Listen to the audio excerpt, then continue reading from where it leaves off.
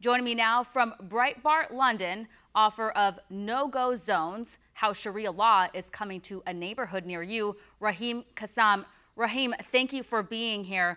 What happened in Spain, we've seen this play out over and over again in the West, in the U.S., too many times. And the fact that the police had been tipped off and nothing was done is chilling. I mean, is there anything that could have been done to prevent this?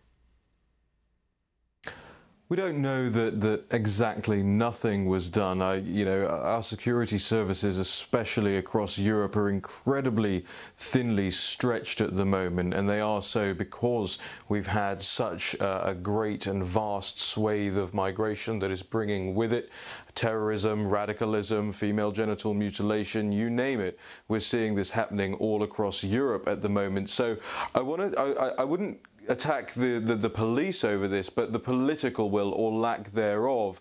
There doesn't seem to be any political will to get a grip of this situation. There doesn't seem to be anybody that wants to stand up who is in a position to do so for controlled migration, for greater border security, greater checks on the people who are coming into Europe, and of course acting on intelligence when it needs to be acted upon. Here's the thing. We've now had, I think, 32 terrorist attacks or attempted terror attacks in Europe in 2017. You have a death toll reaching nearly 100, an injury toll of nearly 400, and it's really becoming quite an epidemic now. It will require a strength of political will that just isn't there at the moment. It will require people who care and have a vested interest in Europe's future and in the nation states of Europe's future. And as far as the Angela Merkels are concerned, as far as the Theresa Mays are concerned, I just don't think they've got it in them. Well, and we just passed one of the bloodiest Ramadans in modern day history. And so, like you mentioned, there's been so many attacks, so many people dead around the world, not just in Europe, Middle Eastern countries, as well as the U.S. Now, this is a fluid situation. So, this is ongoing. Right now, there are 4 terror suspects dead, one's on the loose. And right now, the Spanish people, they're on edge because, this wasn't a lone wolf attack. This looks like, a major terror cell going on there. And they don't know how many other terrorists are lurking in the city. Yeah, well, let's just be clear about this. There's no such thing as a lone wolf attack when it comes to radical Islam. That is a complete fallacy that is pushed upon us by the political left, by the political establishment. The same with the narrative that we so often hear after these attacks that the attacker was quote unquote mentally ill. Well, if that's always the case or is a case in so many of these situations, somebody needs to start looking into the correlation between mental health and Islam, quite frankly. And I'm not sure that's what they're really trying to say.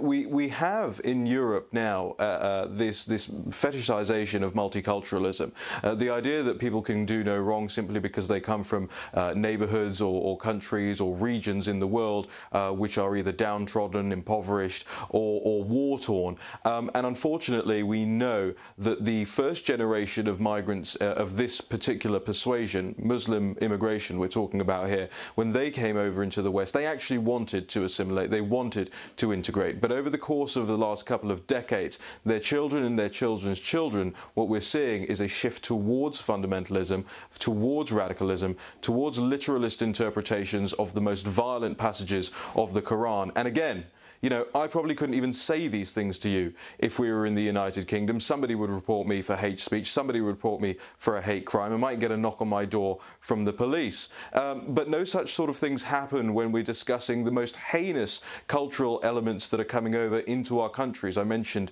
female genital mutilation earlier. There's a new case reported in the United Kingdom every 100 minutes. The Centre for Disease Control here in the United States has said up to 500,000 young girls are susceptible to this or in danger of this in the United States. And just to use an old trick that the left often uses when it's trying to push its progressive agenda, it's 2017, and that's what we're talking about in the Western world. It's outrageous. Yeah, Raheem, you touched on something important here, is that when there is Islamic terror, they try to say, oh, well, that's just mental illness like anything else, but it's actually ideology. And, a lot of these orders come straight from the Quran.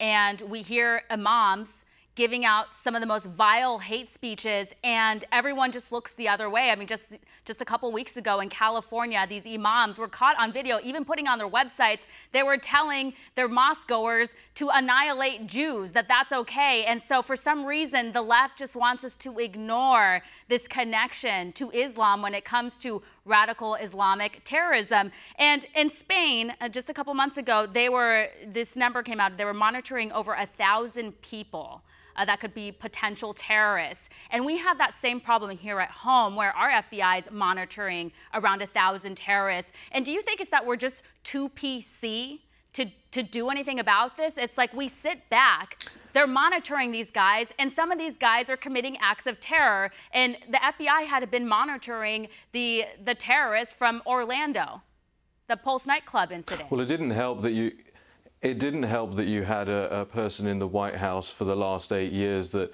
had no inclination to tackle these things, and in fact was using the Council on American Islamic Relations talking points in his very own Cairo speech, that speech where he went on bended knee, I'm talking about Barack Obama, went on bended knee before the Muslim world and said, you know, we're sorry for being Americans, basically, and he literally quoting the Quran, selectively quoting the Quran, but literally quoting the Quran in that speech. You know, that last administration seemed more intent on helping Iran get its hands on a nuclear weapon than keeping Americans safe. It was, as far as I'm concerned, an act of serious treachery.